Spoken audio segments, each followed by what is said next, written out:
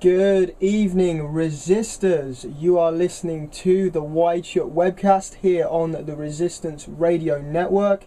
That's resistradio.com, and my website is of course wideshut.co.uk. I'm your host Keelan Balderson, and Blog Talk Radio sucks big balls. Oh dear. I thought it was going to completely mess up today, folks, because I couldn't upload any of the clips that I wanted to play tonight, and according to Mr. Britt, the support helpline's not helping either. So bear with me. There was a couple of clips I wanted to play, but I'll just ramble instead. Yeah, not good. Blog Talk Radio has had its fair share of errors since we've been doing this. But nonetheless, anyway, before I wanted to get to the news today, I just want to shout out a Mr. Alexander Newell, who's began producing a print newspaper that will be handing out for free, and activists will be handing out, and he's putting some of my content in there, so thanks for that, mate. Always good to see people doing things outside of the internet. Recently watched a video of our friend Vincent, but also recently, well, I don't think it was recent, but he only recently uploaded it, handing out flyers in the street. Good stuff there, good stuff. Personally, I haven't had much luck with the whole handing out flyers thing. The first time I filmed myself handing out flyers, I was stopped within about 10 minutes and threatened with breach of the peace, which you can see on my YouTube, and if you've been a long time listener, you'll have heard me rambling about it. But yeah, it's good to do things outside of the internet, because it might not always be there, you know. And we've got this big protest coming up on the 26th, which I'll hopefully be attending, meeting up with the rest of the Resistance Radio crew. I just have to figure out train times, or whether there's a bus leaving my area. I think there is, but it's just for the unions. I don't know if they'll let me sort of stow away on there, but who knows. But speaking of the internet and the fact that it might not always be there, there's a headline that came to my attention the other day, and it says, "Jury says blogger has to pay for his words even though he did not lie." So the free speech is really, you know, it's being taken away from us. So on Friday, a Minnesota jury found that a blogger must pay £60,000 or dollars even in damages because of statements he published in his blog about a public figure who was subsequently fired from his job. Internet publishers and free speech advocates should pay close attention to this case if it is appealed against, because the blogger was found liable even though the jury did not find that the blogger's statements were false. My browser now wants to play up as well. Brilliant. Okay, now it's shot me to the chat room. Can everyone hear me okay tonight? Because things don't seem to be going too well. Yeah, sounds good. No one said anything.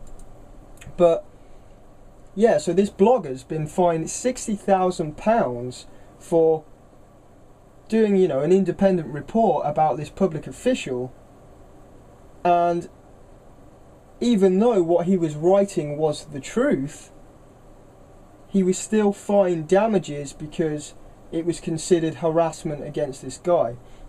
And this ties in with the story I've been covering on a gentleman called Ian Puddick, whose wife had an affair with a big city insurance advisor in the city of London. Now Ian got a little emotional, you know. He phoned a few of the big companies' board members, a couple of their clients, had a little rant about this affair. You know, that's the kind of thing that happens when people have affairs. They get angry, fair enough. He admits that was wrong and he shouldn't have done that. But he was then harassed by private intelligence agency Kroll.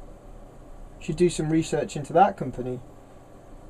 City of London anti-terror police raided his plumbing business, took his computers and phones. His home's been broken into. We've got to ask ourselves, who did the police work for? You know, we often toss around this idea that the police and the military and everyone are just pawns of the bankers, but this is directly that case, because some big insurance advisor got annoyed. Anti-terror squads are raiding this poor guy's house. Then the City of London murder squad arrested him, and basically, because of this huge abuse of power and this harassment that he's been suffering, Ian Puddick started a blog talking about the affair, talking about what happened after that, you know, just telling the story. All of this ridiculous action that's been put against him. And he obviously, as part of the story, talks about the guy in question, the guy that had an affair with his wife, this bigwig in the City of London. And he mentions that this guy fiddled his expenses, and he subsequently got fired from that insurance company called Guy Carpenter. It's the biggest reinsurance company in England, or maybe even the world, I'm not sure. It advises insurance companies. But yeah, so he gave some details on this guy, and long story short, he's on trial now, Ian Puddick, for non-violent harassment through the creating of a threatening blog. And at every point in his case, he's had several court hearings, they've refused to actually look into what he wrote. They're basically saying it doesn't matter. It doesn't matter what he wrote. It doesn't matter if what he wrote was true. If this big insurance scumbag is upset, then it's still a crime, according to the City of London. So this takes us into dangerous territory. If we, as alternative news outlets, report the truth, we can still be charged with harassment and all these other bizarre charges. You know, the first case, this blogger was fined $60,000 in damages. In Ian Puddick's case, he gets the City of London Anti-Terror Directorate after him, and the murder squad, both of which have nothing to do with the case in hand. We're in a recession. Maybe that's because they're funneling money to go after single guys for making blogs. It's ridiculous. But it's some pretty scary stuff if you think about it. Just sit back and have a think. I could do a story on WideShut.co.uk that's a little bit, you know, not mainstream, but still the truth, backed up with sources and whatnot, and I could be fined 60,000, or I could have the anti-terror squad after me. And of course, as independent bloggers, we don't have any representation. We don't have top lawyers like the mainstream media do. I barely make minimum wage, so there's no way I could argue a case like that. And don't say, do the free man thing, do this, because quite frankly, criminals run the shit, and no matter whether you're right or wrong, they're still gonna put you in jail or fine you or whatever, you know. But you can read more about the Ian Puddick case at this link. Let me copy that over. This is the latest in the story. There's several stories on WideShut about the Ian Puddick case. So yeah, lots of other news I want to get to today, so I'm going to be talking pretty quick. We've only got the hour.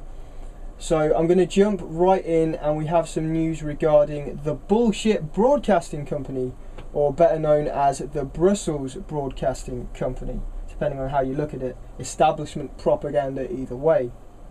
But yeah, the BBC Trust have appointed a new chairman. Now, for those that don't know, the BBC Trust is supposed to be the independent body that governs the BBC and keeps it impartial from the state.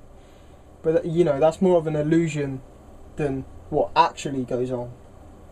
But nonetheless, the emperor has no clothes, because the new chairman just happens to be a lord.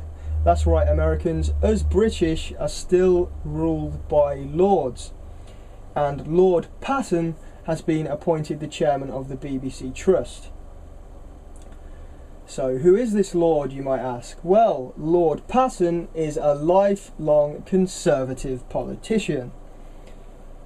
Who are currently in power? The Conservatives. So what slant will the BBC have? That's right, exactly what it has always had, a slant towards the state. Also, Lord Patton is a Roman Catholic and helped coordinate the pedo Pope's recent trip to the UK. So, personally, none of this has really motivated me to begin paying the TV licence again. So, I think I'm just going to continue throwing the letters in the bin and ignoring the knocks at my door, because, quite frankly, why would I want to support some Conservative lifelong politician who supports the pedo Pope? Okay, we're back on air. Is this any better? I mean, my connection says it's connected at 54 megabytes a second, and I've got a super alpha dongle, so I don't understand. Blog Talk Radio seriously sucks. But can somebody please tell me if everything is a-okay in the chat room? Because it really is suck.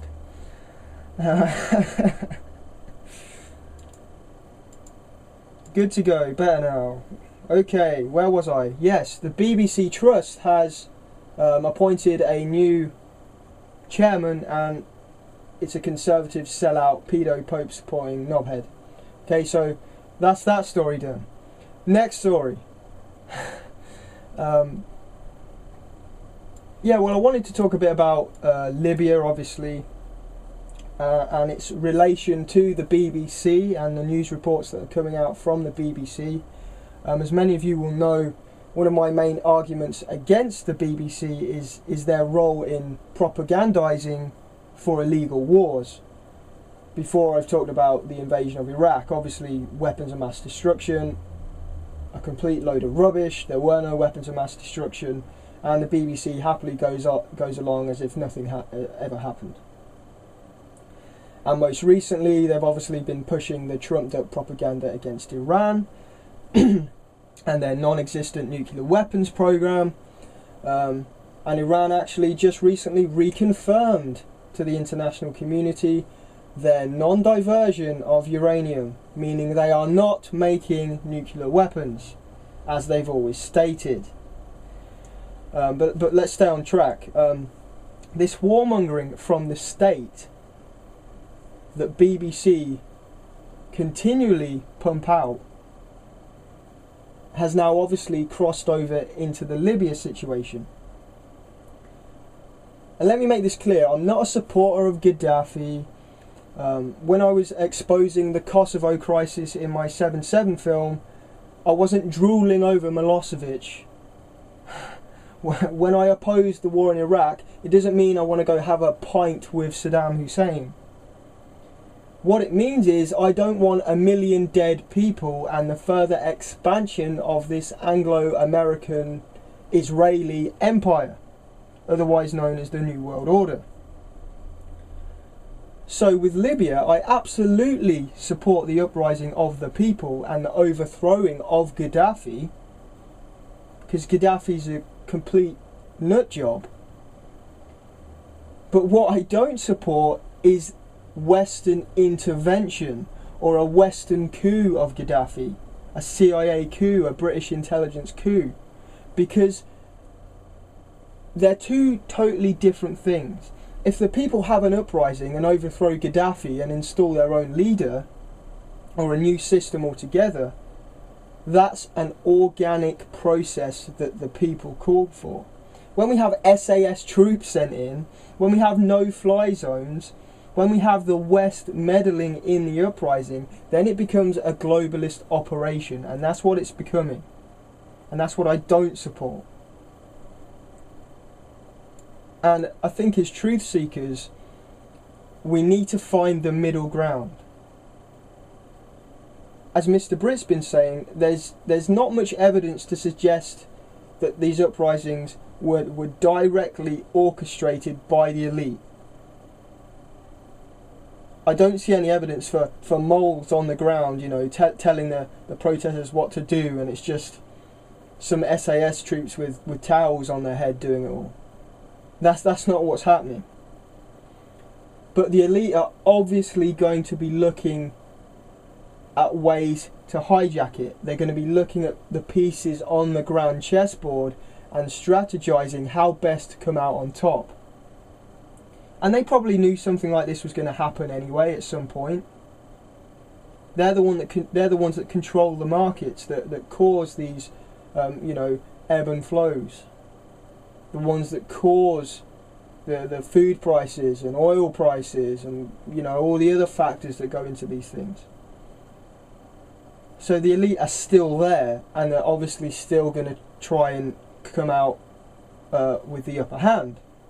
So what the mainstream media are doing are laying the groundwork for military intervention by continually reporting on the human rights issues, by reporting about protesters getting fired on, by reporting about graves being destroyed. Channel 4 News made sure to call that a war crime. War crime. Gaddafi's, you know, doing war crimes. Which, yeah, he is, but it's hard to explain. There is some blatant propaganda.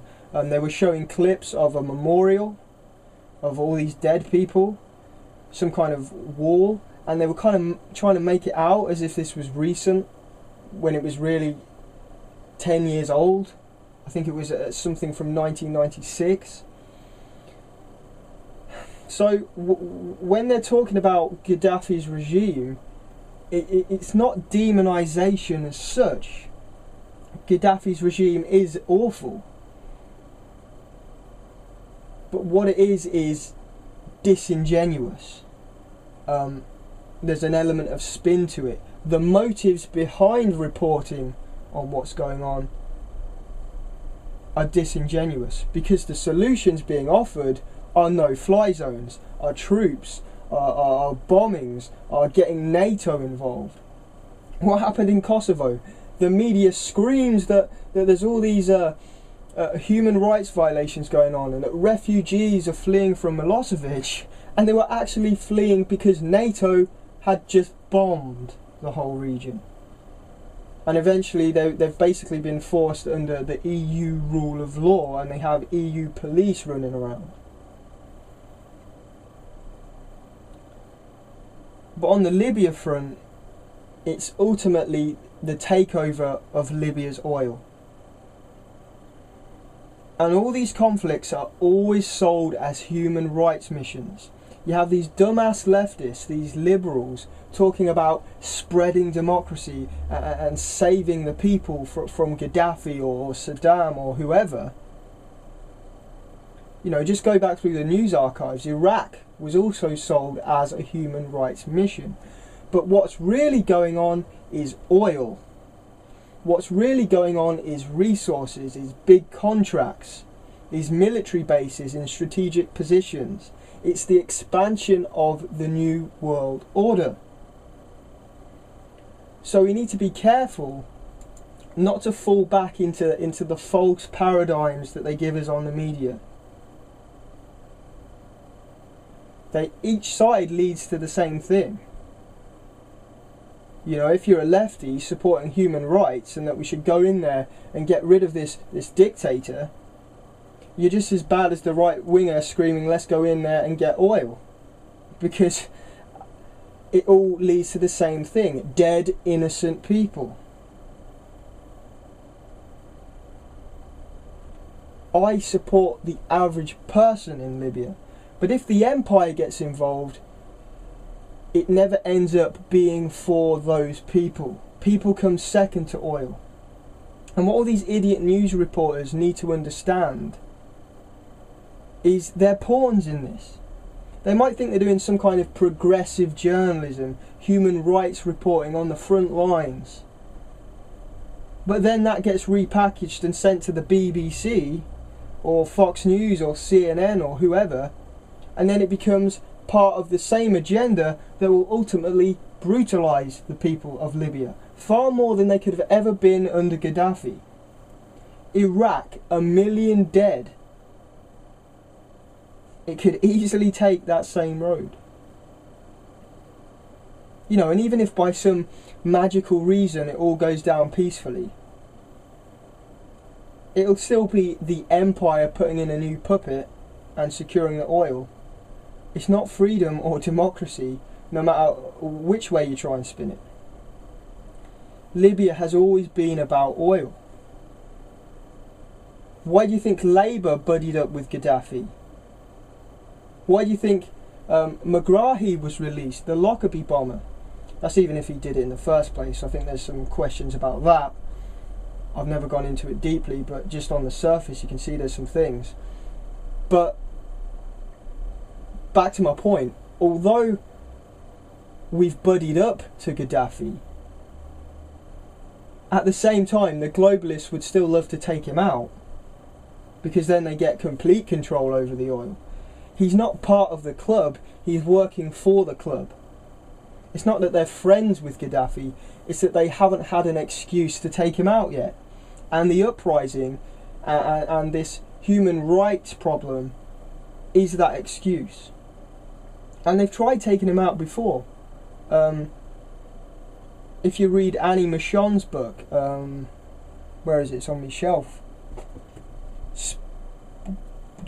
Oh, there. Spies, Lies and Whistleblowers by Annie Michon. That does include a bit of David Shayler. I know people have mixed opinions on Mr. I Want to Wear a Dress, David Shayler. But the point is, it was in the media, and they have gone into it in detail in this book, that MI6 funded a false flag hit on Gaddafi that went wrong during the 90s. So they've tried to take him out before, it failed. So they said, oh, well, let's be pals.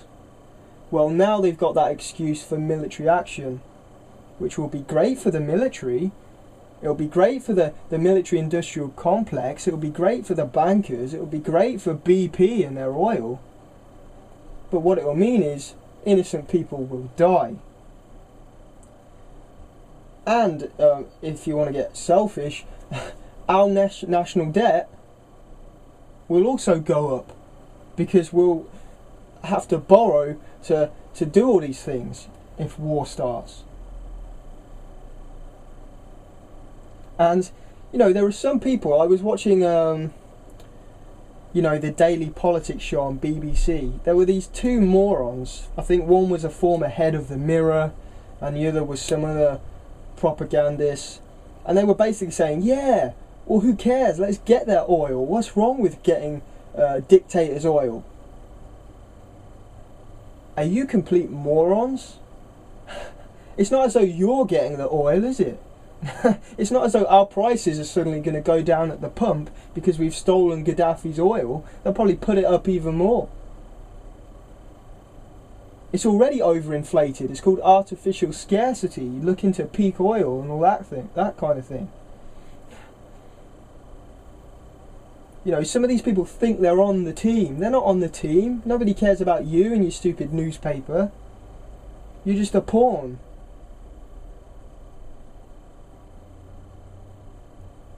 But if we go into Libya, it's going to be great for the oil barons, great for the arms dealers, great for the bankers. It's not great for me and you, and it's not great for the people of Libya. So we can't let that happen. And we've got all these protests going on. If anything major does kick off, we'll just have to do another Iraq war protest. I wasn't old enough at the time, but I'm certainly old enough now.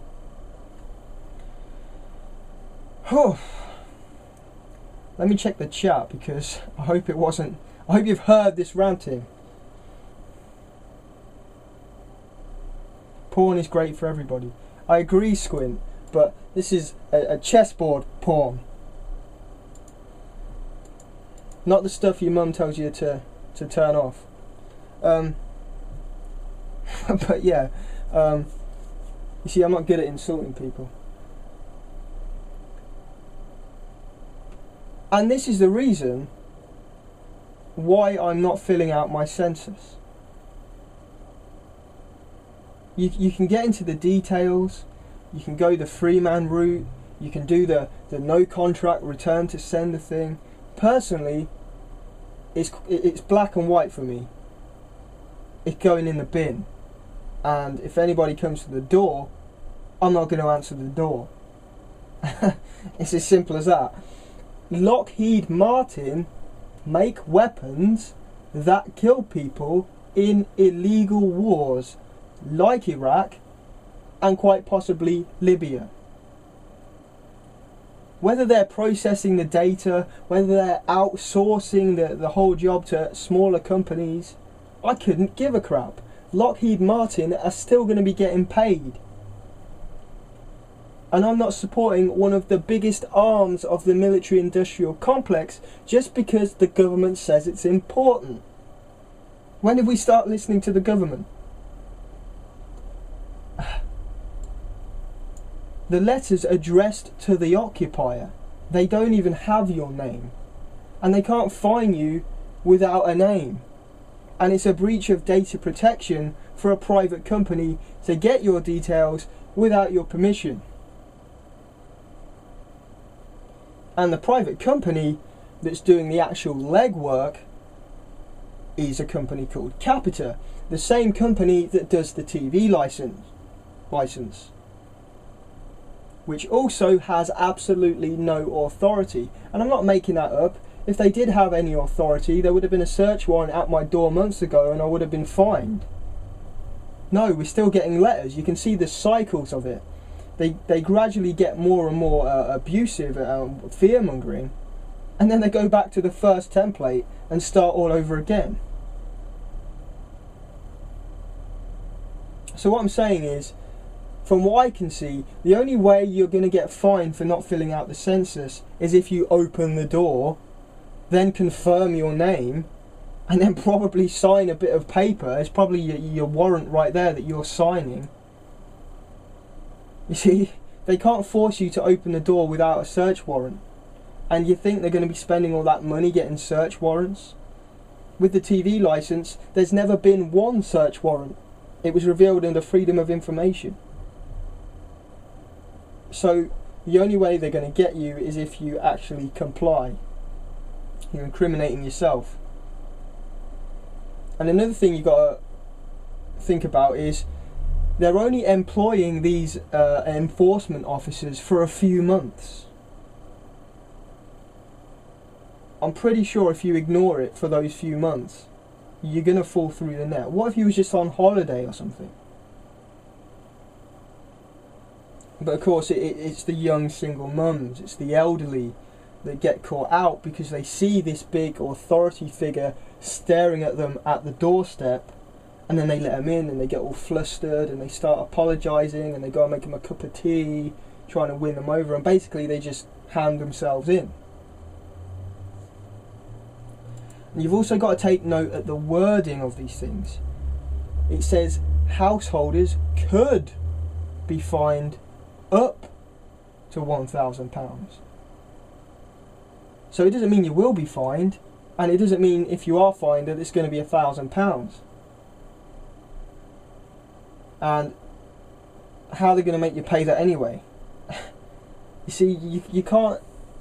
The only way it gets you is if you accept it. So you got £1,000 you're supposed to pay. There's no such thing as debtor's prison. Just don't pay it.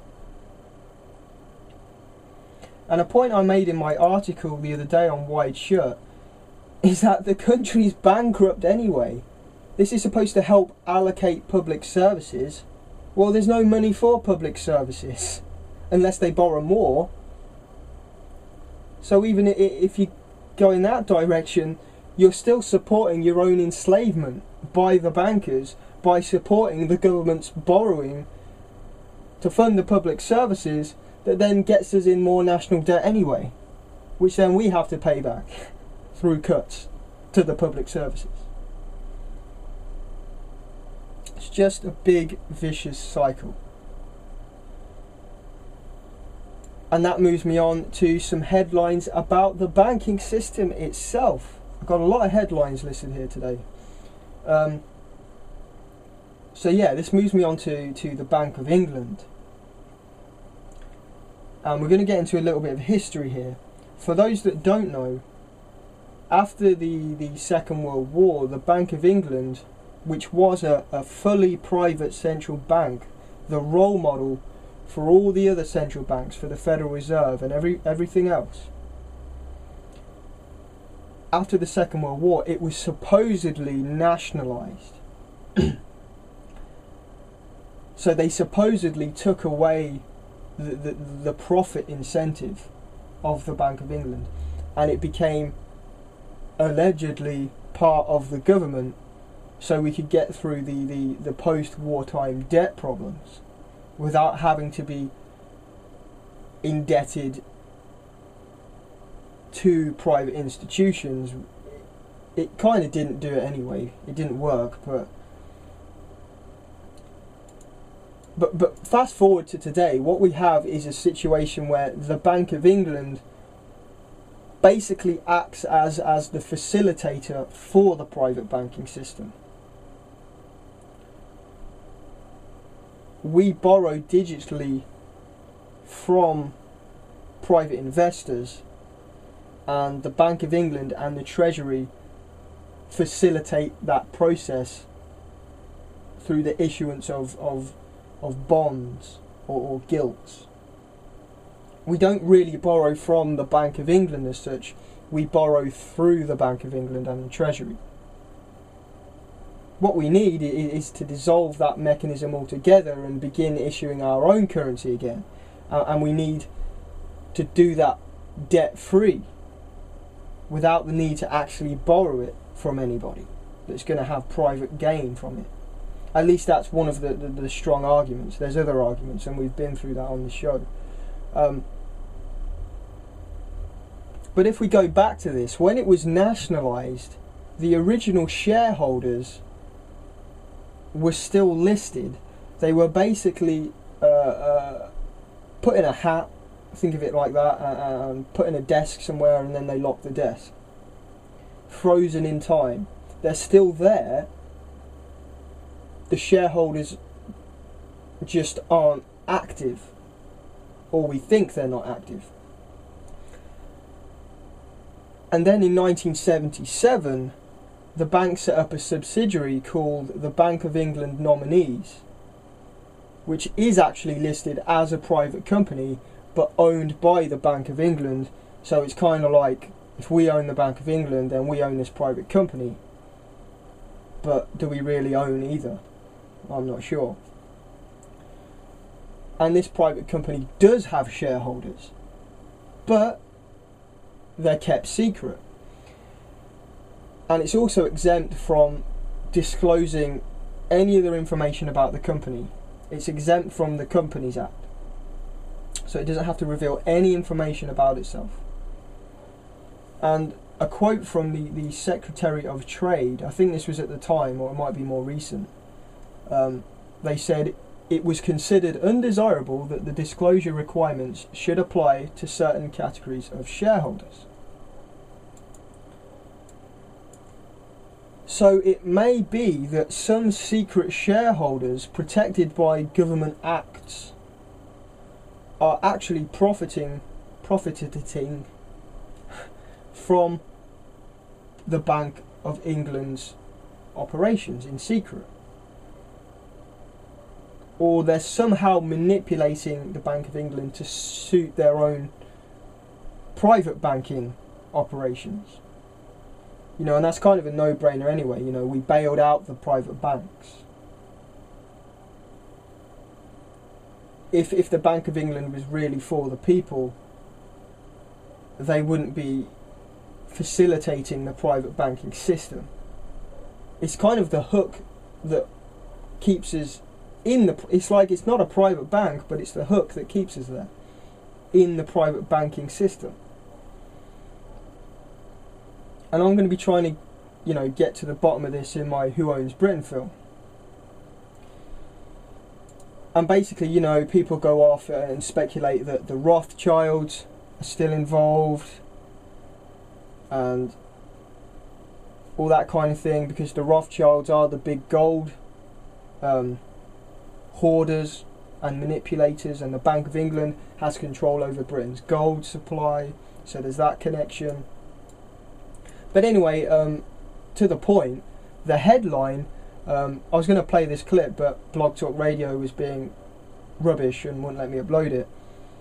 But UKIP, the UK Independence Party, you Americans may know UKIP because Nigel Farage appears on the Alex Jones show. But in the EU Parliament, UKIP brought up this Bank of England nominees private company and these shareholders. And they basically asked, because the EU is doing all this EU superstate financial stuff where they're sort of regulating member states' financial systems and have got power to look into the financial systems. Basically, this MP was asking, well, are you going to look into this private company, and are you going to, you know, force them to disclose these shareholders and what's going on here? Now, I won't hold my breath, but at least somebody is trying to do something to expose this. I don't know whether you're fans of UKIP. You know, some of you probably don't support them. Personally, I think they're the closest we have to a decent political party in this country, without that right-wing racist aspect to it. You know, the BNP, I know Mr. Britt was ripping Red, White and Blue the other week about being an alleged BNP supporter, but the BNP do have some good policies on banking.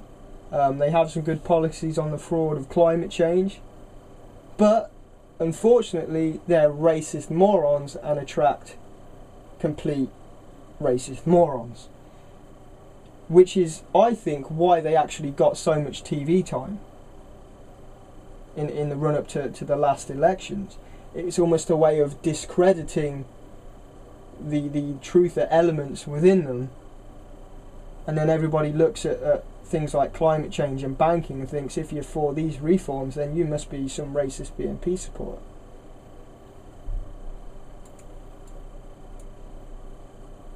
But yeah, on the UKIP front, I mean, no, they're probably not perfect, and there is the debate that we need a completely new system. That argument can be made. I mean, there's some anarchists among us. Self-governance, you know, it's as a good as argument as any. But I think what we can all agree on, at the very least, is the banking system first. We need a revolution that takes the private issuance of currency out of the hands of the private institutions. And you know, when I call for a revolution and the tearing down of the banks and how we need to get out there and protest, I'm not necessarily talking about a complete destruction of the state. I've not made my mind up whether that is something that will take us forward. I mean, if we were to crash the system tomorrow completely, people would die.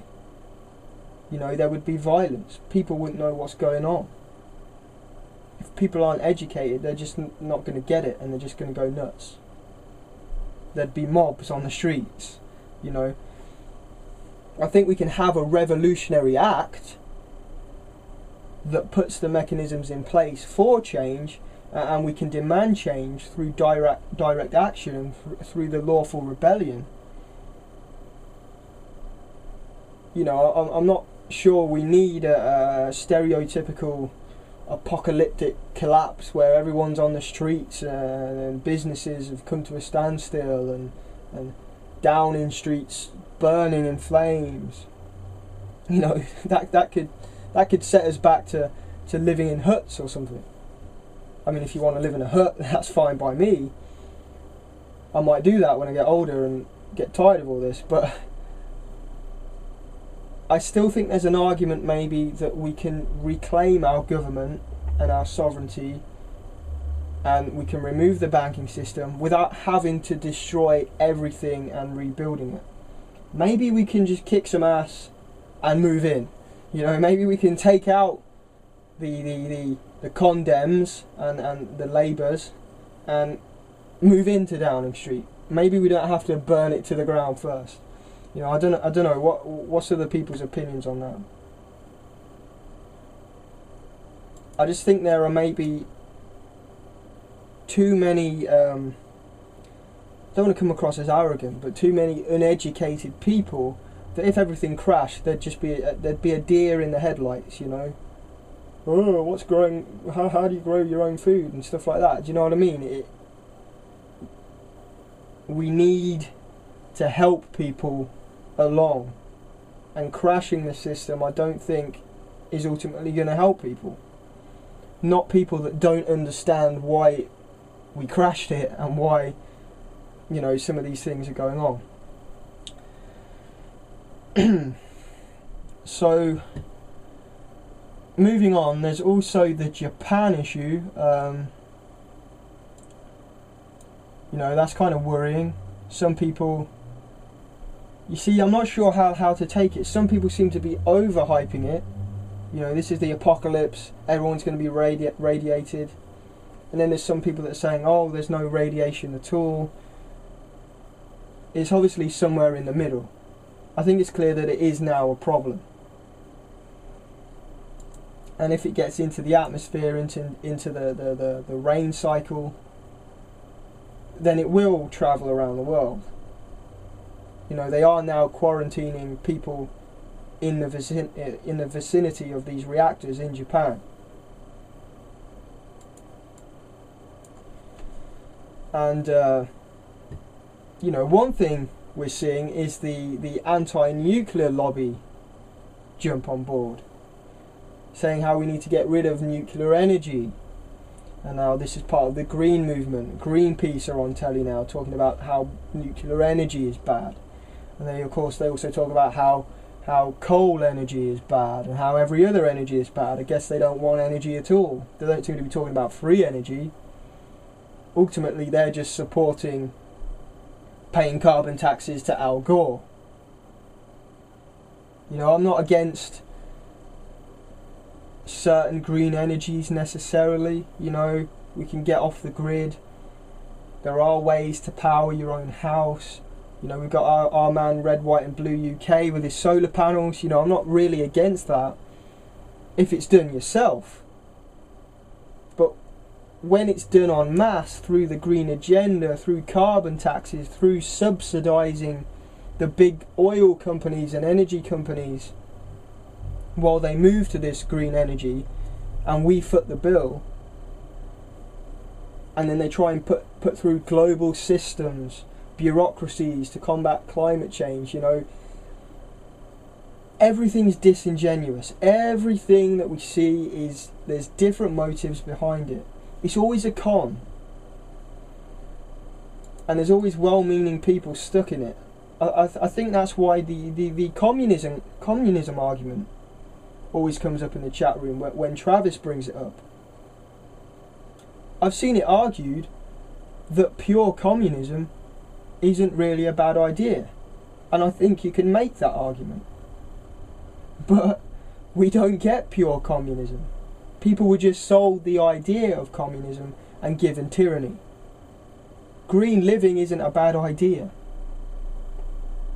but that's just what's being sold to us. In reality, the same cartels will own all the green energy and the carbon trading, and the same elite that are pushing forward the New World Order agenda are the ones behind the green agenda. You know, it's what I was saying earlier with Libya and Iraq and all these other illegal wars. It's sold as a human rights mission, then we get 1 million dead and the globalists get their oil. Everything's a bait and switch. So you have elements of the green lobby jumping all over this nuclear energy problem. But you can make the argument that the problem was Japan not having the right measures in place. They didn't have their backups secure enough. They didn't have these things on higher ground. You know, they were happy to have a lower grade series of barriers for tsunamis when they could have had better ones. You know, I don't think it's beyond the realm of possibility to build a truly safe nuclear power plant. They have buildings, you know, on rollers. We could have done with that on 9/11 probably. And I was reading that in the US, in California, along the fault lines, some of these reactors, they've sort of bypassed the regulations, and now there's power plants there that would go wrong if there was earthquakes and things. I'm not sure whether that's nuclear power's fault or whether it's people cutting corners and greed and that kind of thing. And I think it's kind of funny, General Electric actually built some of those Japanese reactors. So maybe there's a conspiracy there, I don't know. And some people in the green lobby actually do think that green energy is that nuclear energy rather is green energy. In Britain, we're being forced to move to nuclear power despite fully functional coal power, because we have to stop this evil CO2, and we have to foot the bill while they move over to these new systems. But even for Greenpeace, nuclear energy is not green enough. You know, human life isn't green enough for Greenpeace. But I mean, if this radiation or whatever, you know, I'm not an expert on nuclear power or whatever, but if that is circling around and heads our way, I'm told that you should take potassium iodide supplements, which stops it from getting into the thyroid gland. So if the shit hits the fan, then go buy some potassium iodide. More headlines, not too long left. The writer of the Anarchist Cookbook is jailed for terrorism. This isn't the same, I thought it was, but it's not the same Anarchist Cookbook that was written in the 70s. It was a later one, and I did come across this one in school actually. Basically just a poorly written gimmick, for the lack of a better term. You know, kids just used to pass it around because it was naughty and had information about bombs and fake IDs and stuff. But all this information is free information. But yeah, this guy who wrote this book and sold it, and it got passed around on the internet or whatever, had kind of an underground popularity. He's now going down for terrorism, for the selling and distributing information that could aid acts of terrorism under the Terrorism Act 2000, and the selling and distributing of information under terrorism under the Terrorism Act 2006. And he actually wrote that book before 2006, so you know, kind of seems a bit odd that they can do it, retroactively or whatever. But yeah, something I wanted to point out is it says he took info from the Al-Qaeda training manual. I wonder who wrote the Al-Qaeda training manual. Was it the CIA maybe? I mean, the CIA wrote textbooks for Muslims during the Soviet-Afghan war to radicalise young Muslims. Ridiculous. And they brought up 7/7 in all these articles. I mean, what does that have anything to do with this? There's no evidence that any of the 7/7 alleged bombers were reading this anarchist cookbook. Just complete, just another media circus for terrorism to bolster it. They've even admitted that there's no known case of anybody using this book to conduct any kind of acts of terrorism. It's because it's not even detailed. It's just summaries of Al-Qaeda propaganda and just rubbish. But this guy's going down for doing it. And yeah, is he a scumbag for trying to profit off this stuff? Probably, but the bankers wreck the economy and people have to make money some way. There are going to be certain types of people that go out and do these kind of shady things. Yeah, and one point I wanted to make, they brought up the 7/7 thing because in this book it said something about bomb making, but they don't even have any evidence of what bombs were used on 7/7. So just another sort of contradiction we can throw out there. Other headlines I wanted to touch on, we haven't really got much time, it's basically over, but the European Union arrest warrant can now extradite people to other European countries for crimes that they might commit in the future. And this was a headline about a Spanish doctor that will be sent to Spain through the European superstate for a crime that he might commit in the future, according to some judge in Spain. And UKIP are fighting that one. Other headlines, Ring of Steel to protect Nick Clegg. Nick Clegg had his party conference over the weekend. They had to build a giant steel fence and security costing $2 million just to protect this moron from protesters. And I also made the note that David Cameron now has a bomb-proof Jaguar. We're in recession, can't you have a bomb-proof Metro?